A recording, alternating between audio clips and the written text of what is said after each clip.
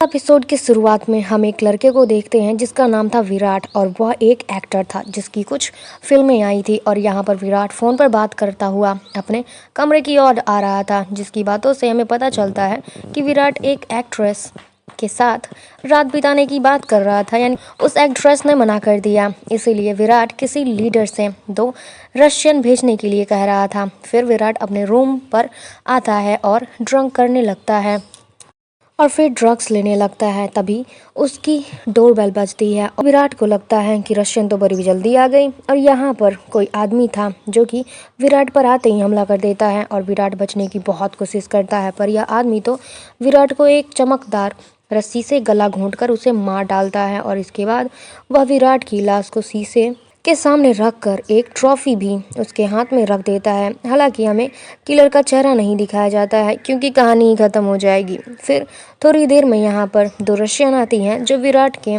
घर में जैसे ही एंटर करती हैं तो सामने विराट की लाश देख करके उसके होश उड़ जाते हैं और वह फिर पुलिस को कॉल करती है और पुलिस इन्वेस्टिगेशन करने के लिए वहाँ पर आती हैं। और इस केस को पल्लवी नाम की एक ऑफिसर हैंडल कर रही थी। तभी वरुण नाम के मुंबई कमिश्नर आते हैं जो विराट की लाश को देख करके पल्लवी से पूछ रहे होते हैं कि मैटर क्या है।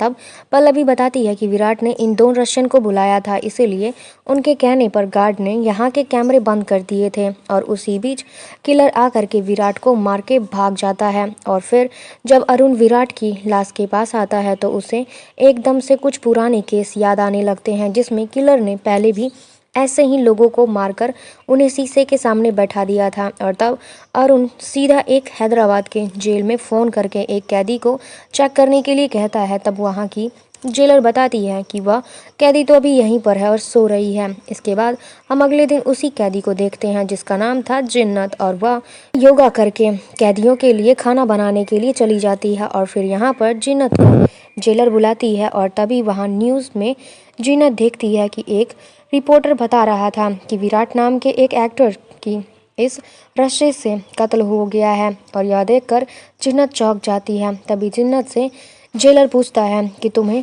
पूछने के लिए कल कमिश्नर अरुण का कॉल आएगा, क्या तुम उन्हें जानती हो? तो जिन्नत कहती है हाँ।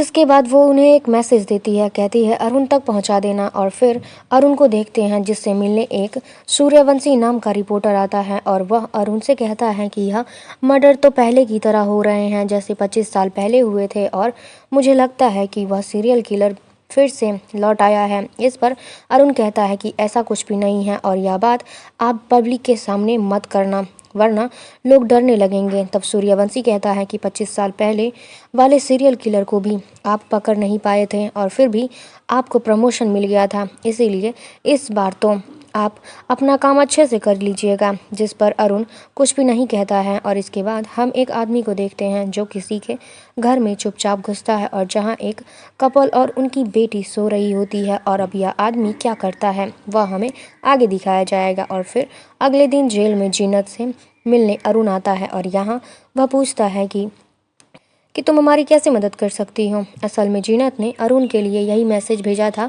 कि मैं आपके इस मर्डर में यानी कि मर्डर वाले केस में मदद कर सकती हूँ और बहुत काम आ सकती हूँ। तब अरुण जिन्नत को अकेले में ले जा, आप कैसे हमारी हेल्प कर सकती हैं मिस देशपांडे। यानी जिन्नत का असली नाम मिस सीमा देशपांडे है। और यहाँ से अब दोस्तों हम जिन्नत को सीमा ही कहकर बुलाएंगे। और फिर यहाँ सीमा कहती है कि अगर आपको किलर को पकड़ना है तो उसकी तरह सोचना चाहिए क्योंकि उसने मेरे स्टाइल को कॉपी किया है। और तब हमें पता चलता है कि सीमा ने 25 साल पहले 8 लोगों का मर्डर किया था, जिसके बाद सीमा को अरुण ने पकड़ा और फिर जेल में डाल दिया। और अब 25 साल बाद फिर से वही सीरियल किलर शुरू हो गया है, यानी कि किलिंग शुरू हो गए हैं और विराट से पहले 2 लोग और मारे जा चुके हैं। इसलिए सीमा कहती है कि मुझे आप अपने साथ रख लीजिए, मैं किलर को पकड़ने में आपकी मदद कर सकती हूँ। जो सुनकर अरुण चला जाता है और इसके बाद अरुण सीधा अपने सीनियर के पास आता है और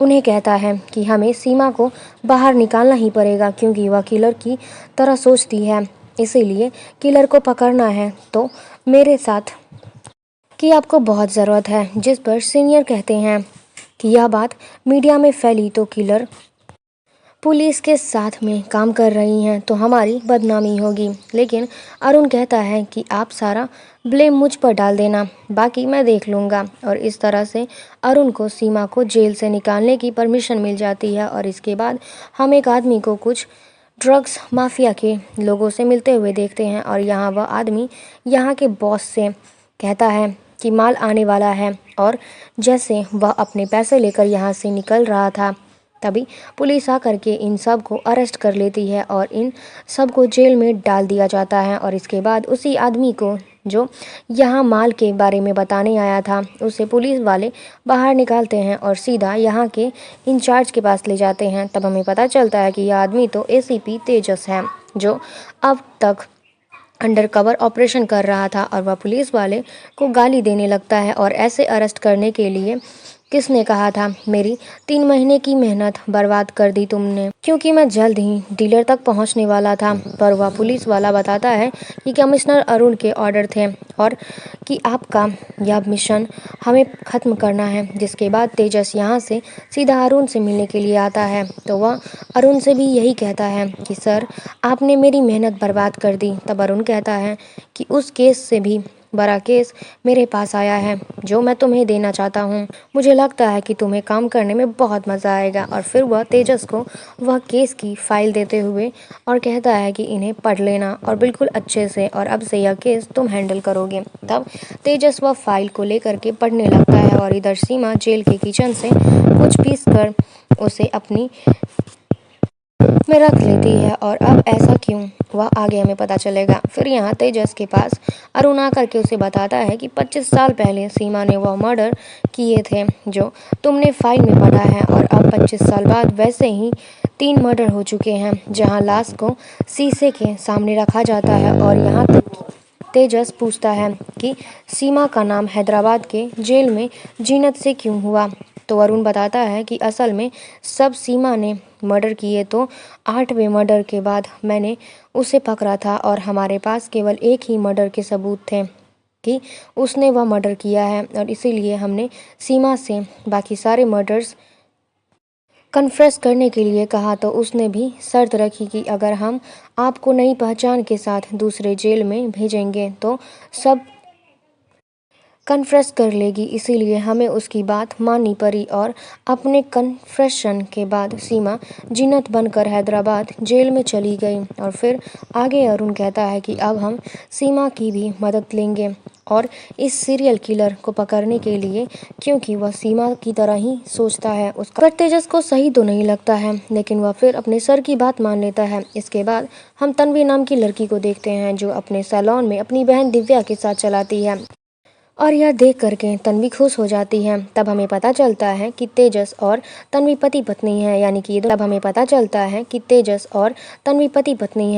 दोनों हस्बैंड वाइफ हैं। और तेजस अक्सर केस के सिलसिले में बाहर ही रहता है। और खैर, फिर आज यह दोनों घर आकर इंटीमेट होते हैं और इनका रोमांस का सीन देखोगे तो बवाल ही मच जाएगा यार, अंदर आग लग जाएगा और फीलिंग्स बहुत तगड़ी हो जाएंगी। तन्वी तुरंत पिल्स खा लेती है क्योंकि उसे अभी बेबी नहीं चाहिए। तेजस पूछता है कि ऐसा क्यों कर रही हो, तो वो बताती है कि अभी सैलून ओपन किया है और उसे सेटल होने में थोड़ा टाइम तो लगेगा ना।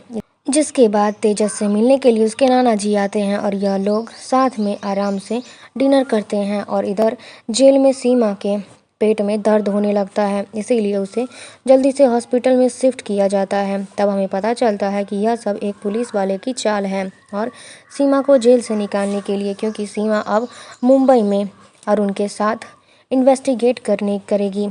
और इसके बाद अरुण के कहने पर एक घर को पूरी सिक्योरिटी के साथ सेटअप किया जाता है और वहाँ सीमा को लाया जाता है। और अब सीमा ने इतने सारे मर्डर्स किए थे, इसीलिए सारे पुलिस वाले भी डरे हुए थे कि कहीं यह भाग न जाए। खैर, फिर सीमा की पूरी तलाशी लेने के बाद उसे इस घर में भेज दिया जाता है और जेल से बाहर आकर सीमा बहुत खुश थी। भी बेड के नीचे छुपा दिया था ताकि वह किसी के हाथ ना आए, यानी ज़रूर उसमें कुछ न कुछ है। खैर, अब इसके थोड़ी देर के बाद सीमा से मिलने के लिए अरुण आता है। तब सीमा तो अरुण और तेजस से इधर उधर की बातें करने लगती हैं, पर तेजस डायरेक्ट सवाल पूछना शुरू कर देता है और वह विराट के मर्डर की फ़ोटो दिखाकर पूछता है कि आपको क्या लगता है, कुछ बताइए। जिस पर सीमा कहती हैं कि मैं ऐसे कुछ भी नहीं बता सकती क्योंकि मुझे क्राइम सीन पर जाकर के खुद ही देखना होगा। मैं देखना चाहती हूँ कि उसने किस तरीके से और कौन सा पैटर्न मेरा अपनाया है। तब यह सुनकर तेजस अरुण को साइड में लेकर के जाता है और कहता है यह बहुत ड्रामे कर रही है और अब परमिशन दे दो, इसे 3rd डिग्री दे करके सच बुलवा लेंगे। पर अरुण कहता है कि यह बहुत खतरनाक लेडी है। मैंने 25 साल पहले भी इससे कन्फेशन करवाने के लिए इसके गुनाहों को 3 दिन तक हमने इसे 3rd डिग्री दिया था और इतना ज़्यादा परेशान किया था, फिर भी यह कुछ नहीं कह रही थी, ये कुछ नहीं बता रही थी और सिर्फ हंसती जा रही थी। तभी तो हमें इसकी सारी बातें माननी पड़ी थी। इधर हम उसी आदमी को देखते हैं जो किसी के घर में घुसा था और वह एक आदमी को लेकर के एक कमरे में बंद कर देता है और अब यह ऐसा क्यों कर रहा है वह आगे पता चलेगा। खैर, यहाँ अरुण और तेजस सीमा को विराट के क्राइम स्पॉट पर लेकर के आते हैं। तो यहाँ सब कुछ देखने के बाद सीमा कहती है कि इस किलर ने तो विराट के हाथ में ट्रॉफी भी रखी थी, जैसे मैंने अपने तीसरे मर्डर में किया था।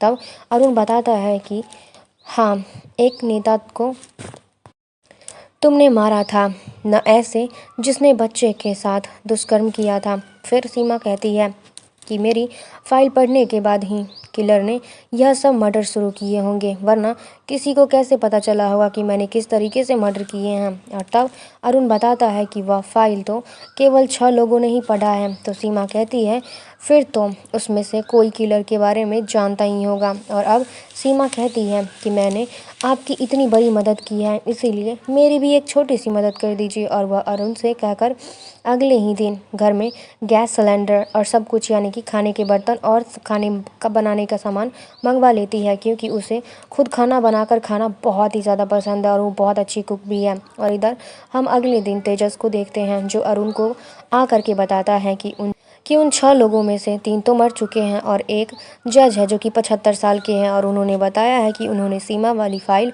ही जला दी थी, इसीलिए बचे आप और एक लॉयर दारूवाला। तो मुझे दारूवाला के घर जाकर ही फाइल के बारे में पूछना होगा। और यह कहकर तेजस सीधा दारूवाला से मिलने के लिए चला जाता है और जब दारूवाला सीमा के केस की फाइल ढूंढने लगता है तो उन्हें वह कहीं भी नहीं मिलता, इसलिए दारूवाला कहता है कि ज़रूर मेरे भांजे ने इस फाइल को चुरा ली होगी। और यह सुनकर एपिसोड 2 की शुरुआत में हमें कुछ पहले यानी कि कुछ साल पहले यानी कि 2020 का सीन दिखाया जाता है, जहां होश जेल में जब मेरी बहन मरी थी तो मैंने उसके बच्चे को रख लिया और उसका नाम होश, जो बस आवारा की तरह घूमता रहता है और उसकी किसी से नहीं बनती।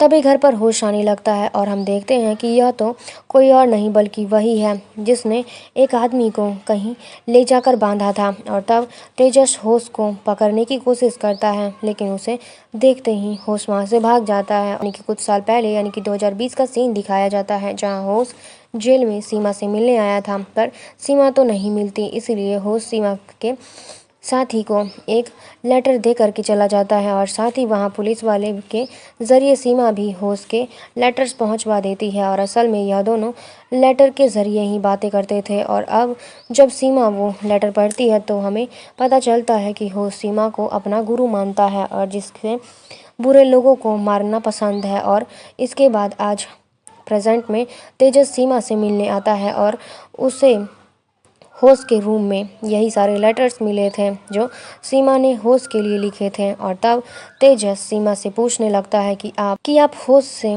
इतनी बातें करती थी, यानी ज़रूर आपको पता है कि वह सीरियल किलर है। पर सीमा कहती है कि वह ऐसा कुछ भी नहीं था। मुझे उसके लेटर से समझ में आ गया था कि वह दिमागी रूप से कमज़ोर है जो बुरे लोगों को मारना चाहता है, इसलिए मैं उससे बात करती थी। और फिर सीमा कहती है कि और मैं कभी आमने सामने नहीं हुए थे, इसीलिए मैं उसे ठीक से समझ नहीं पाई थी।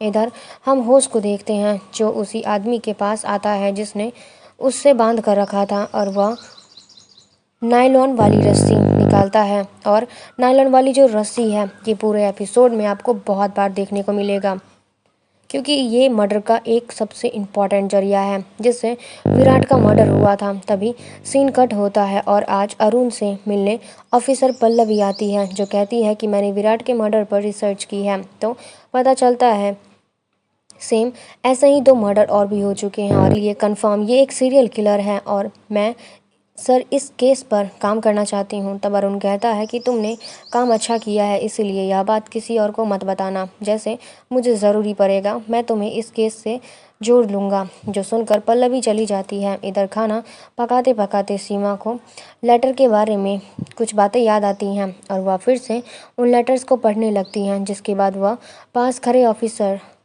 ओमकार से कहती है कि मेरी तेजस से बात कराओ, क्योंकि मुझे उसे कुछ बहुत ज़रूरी चीज़ बताना है। और फिर वह तेजस को बताती है कि होश ने मुझे 12 जुलाई तक लेटर लिखे थे, जहां वह आराम से बात कर रहा था। फिर लेटर्स आने बंद हो गया था, जिसके बाद सीधा 17 अगस्त को उसका लेटर आया था और उसमें वह काफ़ी भड़का हुआ लग रहा था, क्योंकि उसने बहुत सारी अजीब चीज़ें लिखी थी, जिसका मतलब कि इन दिनों होश से कोई मिला होगा जिसने उसे भड़काया है। और यह सुनकर तो तेजस समझ आ जाता है कि इन दिनों होश जिससे मिला था वह पता करना होगा। इसीलिए वह सीधा दारूवाला के पास आता है और पूछता है 22 अगस्त तक तेजस कहाँ था, जिस पर दारूवाला को पहले तो कुछ याद नहीं आता है। फिर वह थोड़ी देर बाद सोचने के बाद बताता है एक कंस्ट्रक्शन कंपनी में वह काम करता था और उसका एक दोस्त भी बन चुका था और उसके बाद उसने वह काम भी छोड़ दिया था। हालांकि मुझे कंपनी का नाम तो नहीं याद है, पर उसकी गाड़ी पर चील का लोगो था। और यह सुनकर तेजस उससे कंपनी को पता करने लगता है कि वो कंपनी कौन है। फिर सब पता करने के बाद तेजस एक इंजीनियर से आकर मिलता है जो काम करवा रहा होता है और यहाँ पर वह होश के बारे में पूछता है तो वह इंजीनियर कहता है कि वह बहुत पागल था, वह बहुत ही ज़्यादा चिपकू भी था। मैं तो उसे काम पर रखना भी नहीं चाहता था, पर हमारे प्रोजेक्ट मैनेजर जतिन के कहने पर मैंने उसे काम पर रख लिया था। तब तेजस पूछता है कि जतिन कहाँ है, तो यह आदमी कहता है कि लोनावला गया है और अपनी फैमिली के साथ 2 दिन हो गए हैं और अभी तक लौटा नहीं है। इसीलिए वहाँ जतिन का अपना एक बंगलो है और वह तेजस वह एड्रेस की होश। इसके बाद हम देखते हैं कि होश आज खाने का सामान लेकर के आया था और उसने एक बेटी और माँ को बांध रखा था और वह उन्हें खाना खाने के लिए कहता है, जिससे वह दोनों डरी हुई लग रही थी। और असल में यह जतिन की फैमिली और जतिन वही था जिसे होश ने कहीं और ले जाकर बांध कर रखा था। तभी वहाँ एकदम से काफ़ी सारे पुलिस वाले बंगलों को घेर लेते हैं और अंदर आकर के तेजस होश को अरेस्ट कर लिया जाता है, जिससे माँ और बेटी की दोनों की जान बच जाती है। और फिर पुलिस स्टेशन में लाने के बाद तेजस होश से बड़े आराम से बात कर रहा था। और यहाँ तक कि एपिसोड 3 की शुरुआत में हमें पास्ट का सीन दिखाते हैं जब सीमा बहुत छोटी थी, वह कथक प्रैक्टिस किया करती थी। तभी वहाँ एक आदमी आता है जिसे देखकर सीमा बहुत ही ज़्यादा डर जाती है। तभी सीमा की आँख खुलती है और वह एक भयानक सपना कि मैं कन्फेस तो कर लूँगा, पर इससे पहले मेरी एक शर्त है, मुझे सीमा से मिलना है जिसे हैदराबाद में रखा गया है जीनत नाम से। और यह सुनकर तेजस वहाँ से बाहर आता है और वह सीधा सीमा से मिल करके यानी कि सीमा से आकर मिलता है और फिर वह सीमा को सब कुछ बता देता है कि होश आपसे मिलना चाहता है, तो सीमा भी मान जाती है। इसके बाद होश को सीमा से मिलाने के लिए लाया जाता है और यहाँ सीमा को देख कर के होश बहुत ज़्यादा खुश होता है और यही वह सब कैमरा से अरुण और तेजस देख रहे होते हैं। साथ ही यहाँ माइक भी लगाया जाता है ताकि उनकी बातें सुन सकें। और अब सीमा बड़े अच्छे से होश से बात कर रही होती है और अपनी बातों में फंसा रही होती है। फिर वह पूछती है फ़ोन करके कैसा लगा, तो होश भी कहता है कि बड़ा मज़ा आया उसकी चीखें सुनकर। जिसके बाद होश को सीमा अपनी बातों में फंसाने लग जाती है और भी ज़्यादा। और तब होश भी कहता है कि आपका वह सीक्रेट मेरे पास है और हमेशा सेफ रहेगा। यह सुनते सीमा के एक्सप्रेशन बदल जाते हैं, जैसे वह कुछ छुपा रही है। और यह बात तेजस और अरुण भी नोटिस करते हैं कि आखिर कौन सा सीक्रेट। खैर फिर सीमा दोबारा से होश को उस्काने लगती है और पूछती है कि सच बताओ, तुमने वह खून नहीं किए हैं। तब होश कहता है कि मैंने ही मारा है, लेकिन सीमा मना करती है और कहती है कि तुम झूठ बोल रहे हो, तुम बस मारने की बातें कर सकते हो, तुम्हारे बस का खून करना नहीं है। यह सुनकर तो होश रोने लगता है और सीमा होश से जतिन के बारे में भी पूछ लेती है, जिसका पता लेकर के तेजस अपनी टीम को भेज देता है जतिन को बचाने के लिए, क्योंकि वह अभी भी जिंदा था। और तभी सीमा होश को अपने पास खींचती है और उसके कान में कुछ कहती है और साथ ही उसने माइक को भी बंद कर दिया था और उस पर हाथ रख दिया था ताकि यह तेजस को जो भी बोले वो अरुण या फिर कोई और सुन ना पाए। जिसके बाद तो होश खूब रोने लगता है और वहीं तेजस भाग कर आता है और तब फिर तेजस पूछता है कि बता तूने होश से क्या कहा, पर सीमा कुछ नहीं कहती है और यह लोग होश को हॉस्पिटल भेज देते हैं। फिर सीमा अरुण से कहती है कि होश ने कोई कत्ल नहीं किया था, वह बस ऐसी बातें बना रही थी और मुझे लगता है कि भी खूनी पहाड़ी हैं और वह घूम रहा है। जो सुनकर अरुण परेशान हो जाता है और इसके बाद हम एक आदमी को बार में देखते हैं जो लड़कियों के साथ अय्याशी कर रहा होता है। फिर वह नशे में अपने घर की ओर जाने लगता है और हम देखते हैं कि कोई उसका पीछा कर रहा है। वहीं यहाँ पुलिस जा करके जतिन को छुड़ा लेती है और वह एकदम सेफ था। और फिर अगले दिन तेजस आकर सीमा से मिलता है और धन्यवाद कहता है कि आपके कारण जतिन बच गया। तब सीमा भी उसे अपने साथ यानी कि अपने हाथ का बना हुआ खाना खाने को कहती है, जिस पर तेजस मान जाता है। और फिर सीमा उससे पूछती है उसकी फैमिली के बारे में कि कौन कौन है, जिस पर तेजस कहता है कि मेरी मम्मी पापा इस दुनिया में नहीं है और मेरी शादी हो चुकी है, मेरी एक प्यारी सी वाइफ है और मैं अपने नाना जी के साथ रहता हूँ। और तब सीमा भी अपने बारे में बताती है कि मैंने केवल उन्हीं लोगों को मारा है जो घिनौना काम करते थे, चाहे तो वो आप अरुण से पूछ लेना। और यह सुनकर तेजस चला जाता है। इसके बाद तेजस अपने ऑफिसर के पास आता है और उससे वही वॉइस रिकॉर्ड करने को कहता है जो सीमा ने होश के कानों में कहा था। पर इस काम में थोड़ा टाइम लगने वाला था क्योंकि माइक ऑफ कर दिया गया था हाथ रख करके। फिर तेजस घर आता है जहाँ यह सब मिलकर नाना जी का जन्मदिन मनाते हैं और यहाँ वही सीमा वह खरे पुलिस वाले से बात करने लगती है, जिससे पुलिस वाला भी बात कर रहा होता है। फिर हम देखते हैं जो आयाश आदमी अपने घर आया था उसे कोई उसी रस्सी से गला घोंटकर मार डाल रहा था, यानी कि किलर अभी भी खून किए जा रहा है। और पास्ट का सीन दिखाते हैं जब सीमा बहुत छोटी थी, वह कथक प्रैक्टिस किया करती थी। तभी वहाँ एक आदमी आता है जिसे देखकर सीमा बहुत ही ज़्यादा डर जाती है। तभी सीमा की आँख खुलती है और वह एक भयानक सपना था और इसी बारे में सोच करके वो बहुत ही तेज रोने लगती है। और इसके बाद मीडिया को हाल ही में हुए मर्डर की खबर मिल जाती है, इसीलिए वह लोग पुलिस वाले से पहले ही पहुंच करके यह न्यूज़ टेलीकास्ट करने लगते हैं। तभी यहाँ तेजस और अरुण आते हैं और यह उसी आदमी की लाश देख रहे होते हैं जिसे किलर ने कल रात मारा था। आदमी भी आए हुए दिन बार में लड़कियों के साथ मज़े करता था।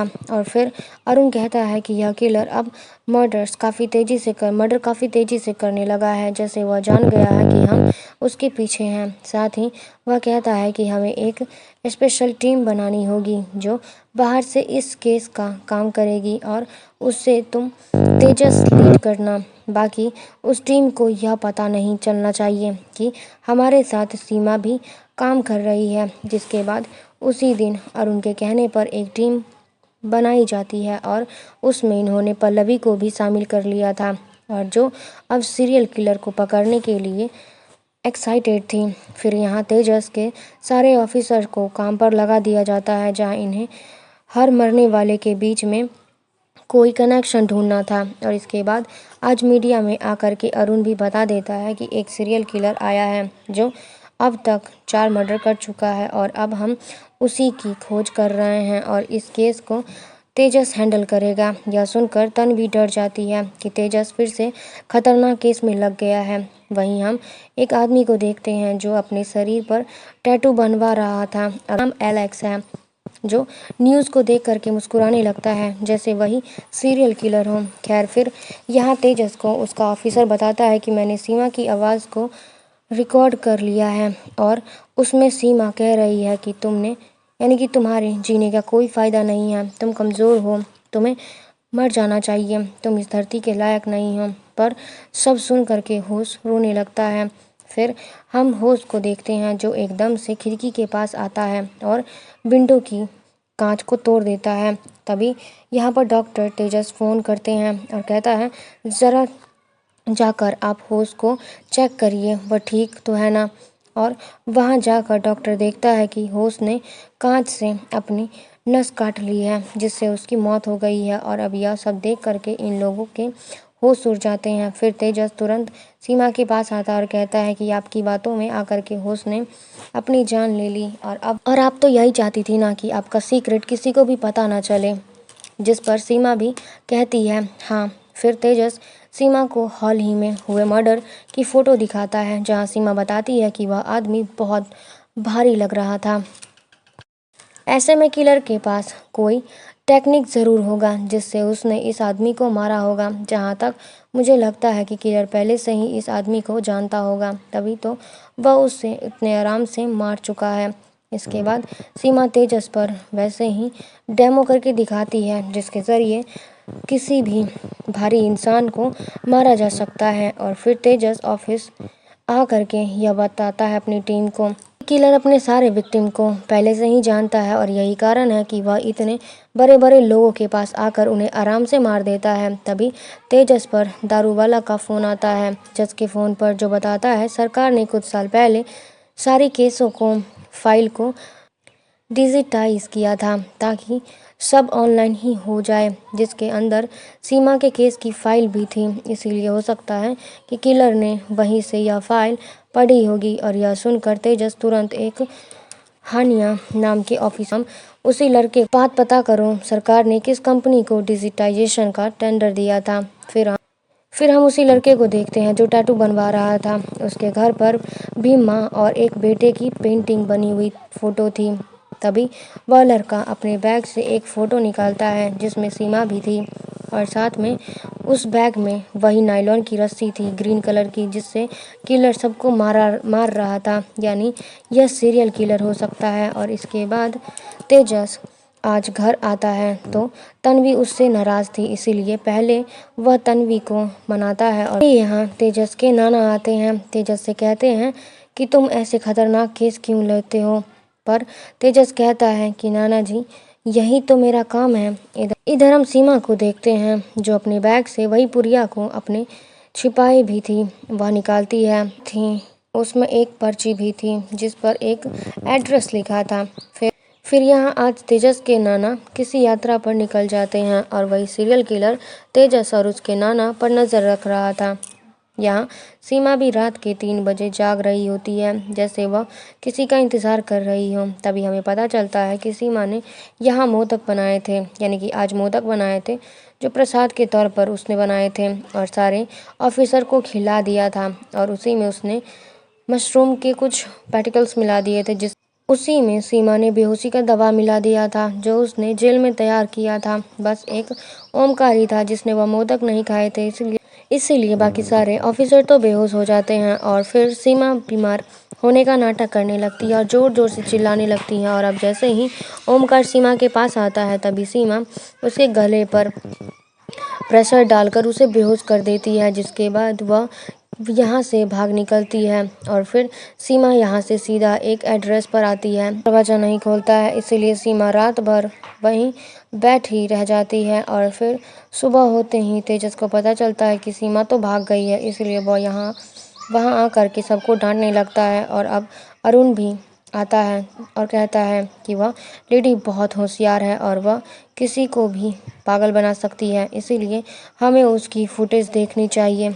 वही यहाँ तन्वी जब अपना सैलून खोलती है तो यह दिव्या जो उसकी फ्रेंड है, जिसे हमने पहले एपिसोड में उसकी बहन कहा था, एक्चुअली में वो दोनों फ्रेंड्स हैं। वह बताती है कि मेरी डेट कल रात ख़राब हो गई क्योंकि किसके बाद हम और भी बहुत कुछ करने लगे थे, लेकिन उसने लाइट जला दी जिससे मुझे बिल्कुल भी अच्छा नहीं लगा। और यहाँ वह यही सारी बातें कह रही होती है कि तभी सीमा तन्वी के सैलून में आती है जो कहती है कि मुझे हेयर कट करवाना है। तभी यहाँ तन्वी भी सीमा का हेयर कट करना शुरू करती है और सीमा भी तन्वी से बात किए जा रही होती है। और वही अरुण तेजस से पूछता है कि सीमा ने तुमसे कुछ बात की थी क्या? तो तेजस बताता है कि हाँ, उसने मेरी फैमिली के बारे में पूछा था। यह सुनकर अरुण कहता है कि पहले तुम अपनी फैमिली से पूछो वह सेफ़ है कि नहीं। तब वह तेजस सबसे पहले अपने नाना को कॉल करता है और उनका हाल पूछता है जो कि एकदम सेफ थे। फिर वह अपनी तन्वी वाइफ को कॉल करता है तो तन्वी देख लेती है और कहती है कि फ़ोन तो उठा लो, पर तन्वी कहती है कि नहीं, पहले काम कर लूँ फिर फ़ोन उठा लूँगी। वही यहाँ फ़ोन न उठाने से तेजस टेंशन में आ जाता है, इसीलिए वह तन्वी के सैलून में लगे कैमरे को देखने लगता है क्योंकि उसका एक्सेस तेजस के पास था। तब वह देखता है कि यहाँ तो सीमा बैठी है और यहाँ यह देख करके वह तुरंत सैलून की ओर भागता है। वही यहाँ सीमा तन्वी से उसकी लाइफ के बारे में पूछने लगती है, जहाँ तन्वी बताती है कि मैंने अपने पति के साथ खुश थी, जिससे सीमा भी काफ़ी बातें बताती है। और यहाँ दिव्या भी सीमा से बातें किए जा रही होती है। तभी वहाँ तेजस आता है और वह सीमा से कहता है कि मेरे साथ चलो। तब तन्वी पूछने लगती है कि यह है कौन, पर तेजस कहता है कि मैं बाद में बताऊंगा। फिर यह दोनों कार में जाने लगते हैं और वह एक जगह कार रोक कर तेजस कहता है कि मेरा मन कर रहा है कि तुम्हें जान से मार दूं क्योंकि तुम एक सीरियल किलर है। और मेरी वाइफ के साथ तू क्या कर रही थी, उसके सैलून में क्यों गई थी। जिसके बाद इन दोनों में काफ़ी ज़्यादा बहस हो जाता है और बातों ही बातों में वो काफ़ी ज़्यादा परेशान हो जाती है और काफ़ी ज़्यादा फ्रस्ट्रेट हो जाती है और बातों ही बातों में पता चलता है कि ये तो इसका बेटा है।